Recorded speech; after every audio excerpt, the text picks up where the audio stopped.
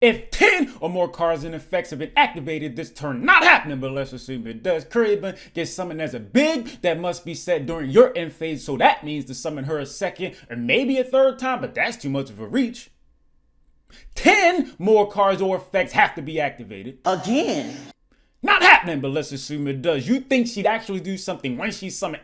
Your opponent has to activate another card or effect on top of the others they activated, which contributed to Caribbean being summoned in the first place. Then she finally does something, then resets herself. So you gotta do all that bullshit again. To be fair though, if she's summoned, big if, and her effect triggers, I mean, you're not guaranteed to win, but at least you pulled it off. That has to count for something. Why she look like she's looking for some man's dick to cut off? Here she goes, the sexual references again. The most recent contributor to the super cycle of cards named after course sets, Duelist Genesis, and just says Generation Force introduced Exceeds and searches Exceeds cards. Duelist Alliance introduced Pendulums and searches Pendulum spell and traps. The Duelist Genesis was the set Synchros were introduced, so it all makes sense. It searches Synchro Overtake, Desynchro, Miracle Synchro Fusion, Synchro Chase, Synchro Dilemma, Synchro Zone, Spell of Traps with Synchro in their name. And if you were asking me, it's kinda cool that Konami's bitch ass kept that going.